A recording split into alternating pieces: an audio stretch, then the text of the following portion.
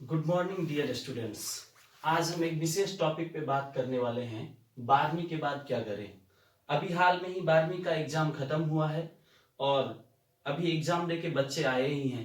ग्रामीण क्षेत्र में विशेष रूप से यह देखा जाता है कि बच्चे कंफ्यूज रहते हैं कि 12वीं के बाद उन्हें क्या करना चाहिए। शहरी बच्चे ग्रामीण बच्चे से इसलिए आगे निकल जाते हैं कि उनका लक्ष्य पहले से निर्धारित होता है कि उन्हें आगे क्या करना है, लेकिन ग्रामीण बच्चों को अक्सर पता नहीं होता है कि 12वीं के बाद उन्हें कौन सा विषय रखना चाहिए, कैसे आगे करना चाहिए। इस वजह से उनका समय भी बीत जाता है, वो आगे कुछ कर नहीं पाते हैं। इसलिए आज मैंने इस विषय को उठाया है। अभी बच्चे फुर्सत में हैं, उन्हें दिमाग में ये चल रहा है क्या करना नहीं करना चाहिए, तो इस पे आज बहुत ही तसल्ली से चर्चा कर लेते हैं। देखिए, 12वीं के बाद आपके सामने उसी तरह स्ट्रीम है जैसे कि 10th के बाद आपके सामने स्ट्रीम था। 3 स्ट्रीम 10th के बाद भी आपके सामने था और 12वीं के बाद भी है। अगर उसे हम देखें तो आर्ट्स, कॉमर्स और साइंस, इस 3 में से किसी न किसी स्ट्रीम से आप ग्रेजुएशन करेंगे, या तो आर्ट्स से करेंगे या कॉमर्स से करेंगे या साइंस से करेंगे। अगर आप साइंस से किए होंगे इंटर, तो आपके पास ऑप्शन है, आप आर्ट स्ट्रीम में भी आ सकते हैं, कॉमर्स के स्ट्रीम में भी आ सकते हैं।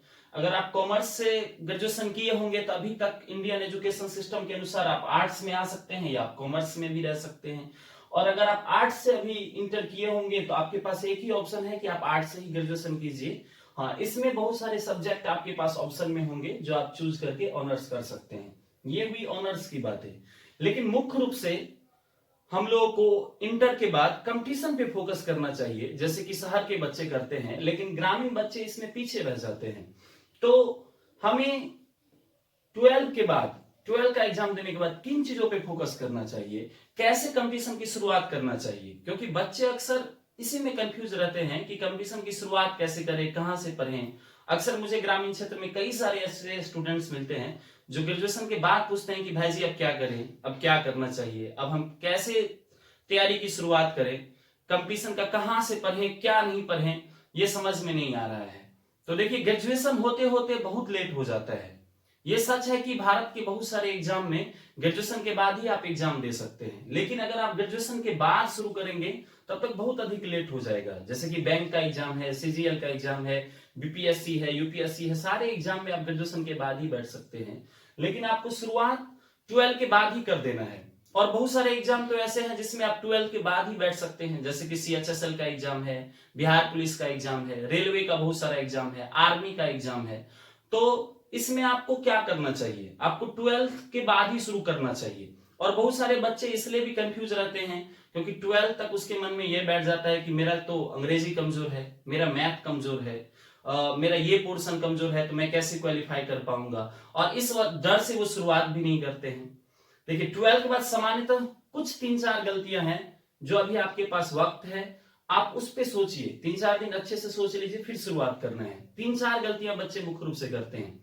सबसे पहला गलती क्या करते हैं ग्रामीण क्षेत्र के बच्चे, कि 12th में उनको जिस सब्जेक्ट में ज्यादा मार्क आता है, बिना कुछ सोचे समझे उसी से वो ग्रेजुएशन करना स्टार्ट कर देते हैं। वो ये पता नहीं करते हैं कि उन्हें आगे क्या करना है, किस क्षेत्र में जाना है। अगर कोई कॉमर्स से है, उसे ज्यादा मार्क आ गया अकाउंट में, तो अकाउंट ऑनर्स कर लेंगे। अगर कोई साइंस स्ट्रीम से है, मैथ में ज्यादा मार्क आ गया तो मैथ ऑनर्स ही कर लेंगे। तो आपको सबसे पहले यह सोचना है कि 12 के बाद आपको किस स्ट्रीम में जाना है, उस हिसाब से आपको सब्जेक्ट रखना है। इससे आपको आगे काफी सहूलियत मिलेगी। जैसे अगर आप दरोगा की तैयारी करना चाहते हैं या रेलवे के क्षेत्र में जाना चाहते हैं, तो अकाउंट ऑनर्स या केमिस्ट्री ऑनर्स रख के आपको बहुत ज्यादा फायदा नहीं होने वाला है। तो सबसे पहला चीज तो ये करना है कि आपको जिस भी चीज का तैयारी करना है 12 के बाद, उसके सिलेबस को समझिए। कोई भी, अगर आपको बिहार पुलिस की तैयारी करना है, दरोगा की तैयारी करना है, रेलवे के क्षेत्र में जाना है, बैंकिंग के क्षेत्र में जाना है, उसके सिलेबस को सबसे पहले आज ही उसका प्रीवियस ईयर क्वेश्चन जाके खरीद लीजिए।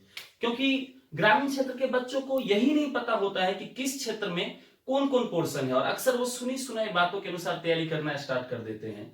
तो सबसे पहला काम यही कीजिए कि जिस भी चीज का आप तैयारी करेंगे उसका सिलेबस जानिए और उसका प्रीवियस ईयर का क्वेश्चन खरीद लीजिए।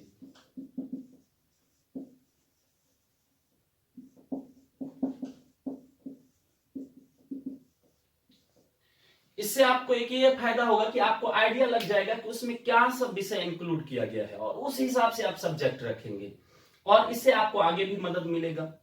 जैसे कि आपको बैंकिंग सेक्टर में जाना है तो आप उसका प्रीवियस, किसी के बातों पे विश्वास मत कीजिए, आप किसी से सलाह भी लीजिए और प्रीवियस ईयर का क्वेश्चन खरीद लीजिए। क्वेश्चन देखने से आपको आइडिया लग जाएगा कि उसमें कौन कौन सा विषय पूछा जाता है, उस हिसाब से अपने सब्जेक्ट का निर्धारण कर लीजिए।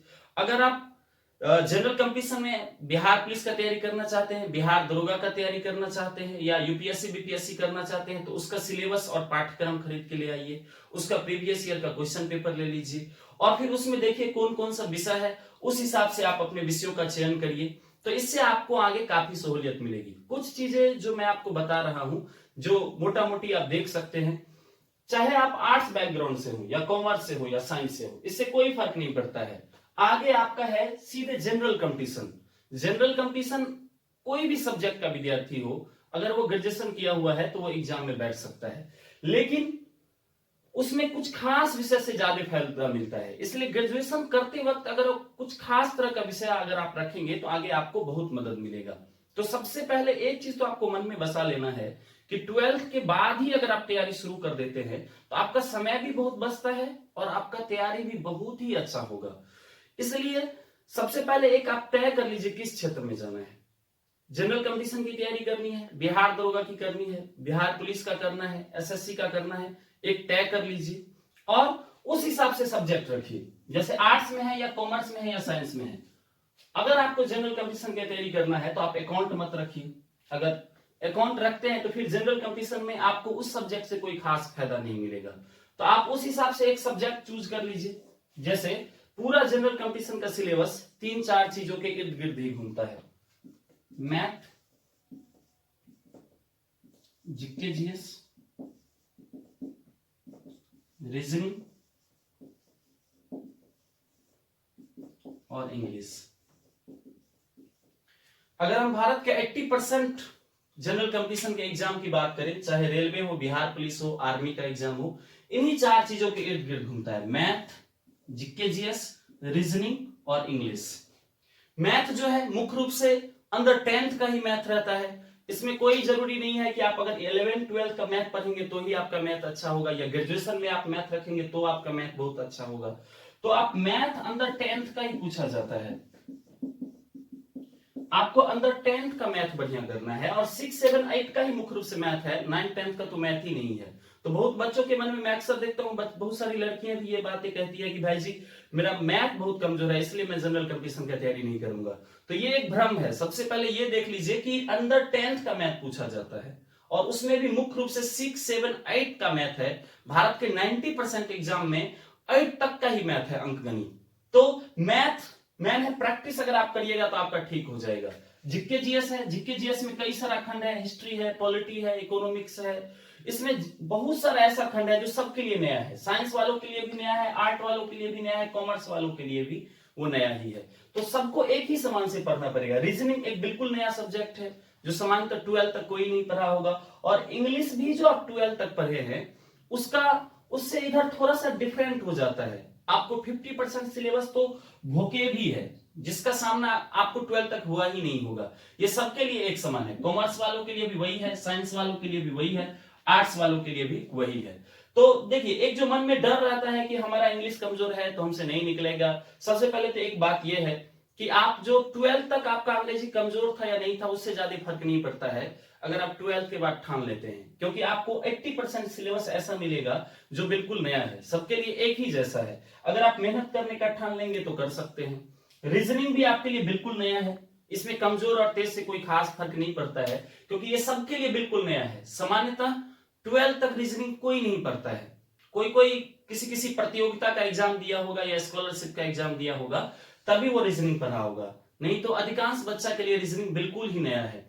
तो रीजनिंग भी वही है। जीके जीएस कुछ आर्ट वालों के लिए फायदा होगा, आर्ट वाले पढ़ के आए होंगे जो हिस्ट्री, ज्योग्राफी या पॉलिटी रखे होंगे। बाकी साइंस वालों के लिए भी जीके जीएस एकदम नया है और कॉमर्स वालों के लिए भी बिल्कुल नया ही है। हाँ, इसमें एक ये देखिए जीएस, बहुत लोग को ये लगता है ये तो इसमें जनरल साइंस भी है।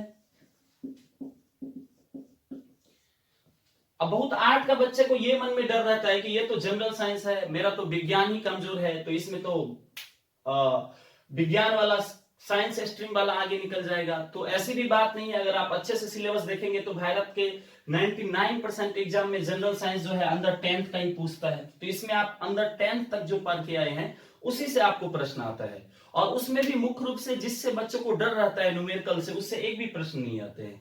एक दो बाय द वे आ जाए, 99% प्रश्न जो है वो थ्योरी से ही रहते हैं। तो ये भी आपके लिए बिल्कुल आसान हो जाएगा, याद ही करने वाला है, याद कर सकते हैं। मैथ में थोड़ा बहुत कॉन्सेप्ट की जरूरत है, और 6, 7, 8 तक इतना सब पढ़ के ही आता है, थोड़ा भी मेहनत करके आप कर सकते हैं। तो मुख्य रूप से यह है कि अगर आप ठान लें 12 के बाद अच्छे से करें तो आपका हो सकता है। तो आपको दो चीजें करनी है अगर आप अच्छे से तैयारी करना चाहते हैं, तो दो बातों को मन में बांध लीजिए। पहला तो यह है, अगर आपको किसी खास सब्जेक्ट से बहुत अधिक लगाव नहीं है तो आप ऐसे सब्जेक्ट को चूज करिए जिससे आपको जनरल कंपटीशन में फायदा होगा। जैसे कि जीके जीएस के खंड में बहुत सारा सब्जेक्ट है, हिस्ट्री है, ज्योग्राफी है, पॉलिटी है, इकोनॉमिक्स है।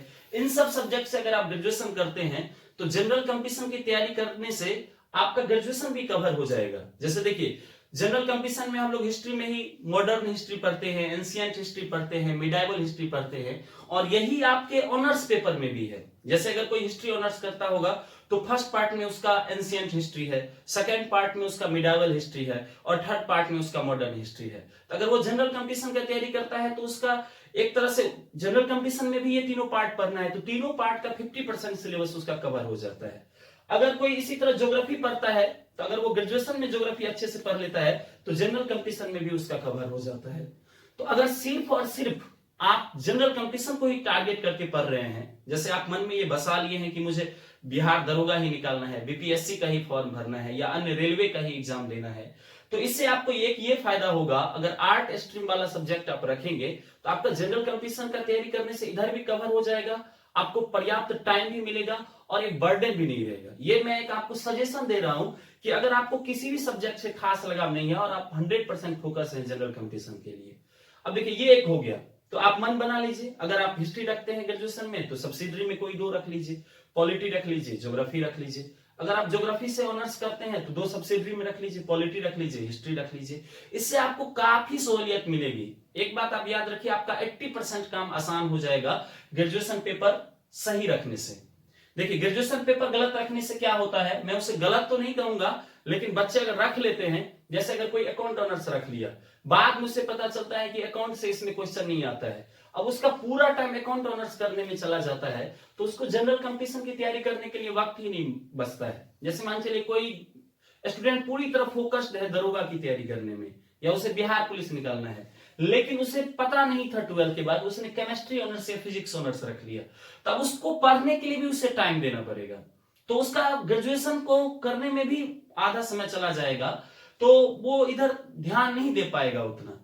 ऐसा नहीं है कि मैथ ऑनर्स करने वाला या फिजिक्स ऑनर्स करने वाला या केमिस्ट्री ऑनर्स करने वाला जनरल कंपटीशन निकाल नहीं सकता है। आप बहुत सारे स्टूडेंट को देखे होंगे जो निकालता है, निकाल सकता है, उसके लिए भी इक्वल अपॉर्चुनिटी है, लेकिन वही स्टूडेंट अगर ठीक से गाइडेंस में सही सब्जेक्ट का चयन करता तो वो पहले निकालता। इसलिए मैं आपको कोई कंफ्यूजन में नहीं डाल रहा हूं, बल्कि एक सही सजेशन दे रहा हूं। अब दूसरा ये हो सकता है, किसी किसी स्टूडेंट को मैं ये भी देखता हूं कि किसी किसी सब्जेक्ट से उसे खास लगाव रहता है। जैसे कोई 12th किया है, उसे मैथ से बहुत अधिक लगाव है या फिजिक्स से बहुत अधिक लगाव है। अब जब तक वो सब्जेक्ट नहीं पढ़ेगा तब तक उसे पढ़ने में मजा ही नहीं आता है। या कोई अकाउंट ऑनर्स किया है तो उसे अकाउंट से बहुत अधिक लगाव है, तो आप ये भी कर सकते हैं। अगर आपको सेटिस्फेक्शन नहीं महसूस होता है तो 12th के बाद जिस सब्जेक्ट में आपको बहुत अधिक रुचि है तो आप उसको ऑनर्स पेपर में रख लीजिए। जैसे अगर मैथ से आपको बहुत अधिक रुचि है, ऐसा मन में लगता है कि हम मैथ नहीं पढ़ेंगे तो मुझे पढ़ाई में मजा ही नहीं आता है, तो आप मैथ ऑनर्स रख लीजिए। और सब्सिडरी में आप ये सब पेपर रख सकते हैं, या सब्सिडरी में आपको अगर बहुत अधिक लगाव है तो दूसरा भी पेपर रख लीजिए, लेकिन साथ साथ जनरल कंपटीशन का तैयारी शुरुआत कर दीजिए। थोड़ा सा टाइम ग्रेजुएशन पे भी दीजिए और आधा टाइम आप जनरल कंपटीशन पे भी दीजिए। इससे ये फायदा होगा, जैसे किसी को मैथ ऑनर्स में लगाव है, मैथ से बहुत अधिक लगाव है, तो भविष्य में उसके लिए कुछ और सेक्टर खुले हुए हैं। जैसे वो मैथ का टीचर बन सकता है, नेट जेआरएफ का एग्जाम मैथ से दे सकता है। ऐसे ही अकाउंट से उसे बहुत अधिक लगाव है तो अकाउंट से नेट जेआरएफ की तैयारी कर सकता है और भविष्य में उस फील्ड में भी जा सकता है। ये मैं उन स्टूडेंट को लिए बता रहा हूं जिसको सब्जेक्ट से बहुत अधिक लगाव है। जैसे किसी को केमिस्ट्री से बहुत अधिक लगाव है, लेकिन इतना अधिक लगाव है कि उसे पढ़े बिना अच्छा नहीं लगता है, लेकिन उसे जनरल कंपटीशन की तैयारी भी करना है, तो वो केमिस्ट्री ऑनर्स कर सकता है, वो एक्सेप्शन पीस हो गया। फिर उसको जनरल कंपटीशन पे भी टाइम देना चाहिए और ऑनर्स भी करना चाहिए। लेकिन ये उन स्टूडेंट के लिए नहीं है जिसको पूरी तरह से करना है। मैंने बहुत सारे ऐसे स्टूडेंट को देखा है जिसे मुख्य रूप से दरोगा की तैयारी करनी है, लेकिन वो केमिस्ट्री ऑनर्स कर रहा है क्योंकि उसे पता नहीं था। तो ऐसे स्टूडेंट जिन्हें 12th के बाद मन बना लिया है कि मुझे सरकारी जॉब लेना है, अगर आप 1 ईयर में सरकारी जॉब लेना चाहते हैं तो आप भूल से भी साइंस या कॉमर्स स्ट्रीम का कोई भी सब्जेक्ट ग्रेजुएशन के लिए चयन नहीं करें। आप आर्ट वाला चयन करेंगे तो आपके लिए अच्छा होगा। यह मैं निष्पक्ष भाव से बता रहा हूं क्योंकि आपके लिए फायदाजनक होगा। ये पता नहीं होता है गांव घर के बच्चा को। अगर आप शहर जाइएगा तो देखिएगा अधिकांश बच्चे 12th तक साइंस से करते हैं और 12th के बाद स्ट्रीम चेंज कर लेते हैं, जिन्हें जनरल कंपटीशन में जाना होता है, और वो पूरा का पूरा टाइम जनरल कंपटीशन पे देते हैं। तो अभी मेरे प्रिय स्टूडेंट्स, आपके लिए बहुत ही सुनहरा मौका है। आप 12th का एग्जाम ही दिए हैं, अभी कई सारा फॉर्म आने वाला है, जैसे एमटीएस का फॉर्म आने वाला है, नवंबर दिसंबर तक सीएचएसएल का फॉर्म आएगा, रेलवे में बहुत सारा वैकेंसी आने वाला है। और जो बिहार के स्टूडेंट है उनके लिए तो ये है कि ये 2-3 साल में बिहार में जितना अधिक फॉर्म आने वाला है उतना किसी भी स्टेट में नहीं आएगा, और फिर आने वाले 10 साल तक इतना फॉर्म नहीं आएगा। और डिफेंस में भी बहुत सारा फॉर्म आ रहा है, तो आपके लिए एक सुनहरा मौका है। आप टाइम वेस्ट मत कीजिए, आप कोई भी ऑनर्स पेपर सोच समझ के रखिए, और फिर आप साथ ही साथ जनरल कंपटीशन की तैयारी बिना देर किए हुए अभी स्टार्ट कर दीजिए। 7 से 8 महीना का सिलेबस होता है। अगर आप अच्छे से पढ़ाई करेंगे, दिसंबर तक आपको एक लेवल तक तैयारी हो जाएगा। और अगर किसी अधिकांश एग्जाम का जो फॉर्म आने का समय होता है, एग्जाम का भी एक सीजन होता है, वो अक्टूबर से दिसंबर तक फॉर्म आता है, और जनवरी फरवरी मार्च अप्रैल एग्जाम होता है। तो जो इस बार 12th का एग्जाम दिए हैं तो उसका दिसंबर तक तैयारी हो जाएगा, और मार्च अप्रैल तक, अगर पिछले 2022 के मार्च अप्रैल में आपका एग्जाम होगा तब तक आप रिवाइज भी कर लीजिएगा। तो अगर आप ठान ले तो आपके हाथ में, आप 1 साल में जॉब ले सकते हैं। तो अगर आप सही सजेशन पे चलते हैं तो बाकी बच्चा जब तक ग्रेजुएशन करेगा तब तक आपके हाथ में जॉब होगा। अब ये आप पे डिपेंड करता है कि आप चाहते हैं या नहीं चाहते हैं। अब आप लोगों के लिए खुशखबरी ये है कि मैं इस चैनल के साथ आप नियमित रूप से आप लोगों के साथ जुड़ा रहूंगा, और इस चैनल पर मैं नियमित रूप से वीडियो बनाऊंगा, सब सब्जेक्ट का वीडियो लेकर आऊंगा जो जनरल कंपटीशन के लिए जरूरी है, जैसे हिस्ट्री का, पॉलिटी का, इकोनॉमिक्स का, फिजिक्स, बायोलॉजी, जो भी जनरल कंपटीशन का सेक्शन है, जैसे मैथ का, रीजनिंग का, इंग्लिश का। और समय समय पर और भी आप लोग जो भी टॉपिक कहिएगा जिसपे आप लोग को कंफ्यूजन होगा, जैसे बहुत बच्चे को और भी बहुत सारे टॉपिक पे कंफ्यूजन रहता है, तो कैसे उसका शुरुआत करें, कैसे पढ़ें, दिनचर्या कैसे बनाएं, क्या सब पढ़ना चाहिए, क्या छोड़ना चाहिए, तो आप घर बैठे भी इस चैनल के माध्यम से आप तैयारी कर सकते हैं। आप इस चैनल को सब्सक्राइब कर लीजिए, और इस पे नियमित रूप से मैं 1 या 2 वीडियो अपलोड करूंगा, और आपको काफी फायदा होगा। तो अगर आपको और भी कोई डाउट हो तो आप कमेंट सेक्शन में बताइएगा। तो आज के लिए इतना ही, इतना आप लोग देख लीजिए, और फिर कल से नियमित रूप से वीडियो अपलोड करेंगे। चलिए, थैंक्स एवरीवन। चैनल को सब्सक्राइब कर सकते हैं और अपने दोस्तों के साथ भी शेयर कीजिए। थैंक्स।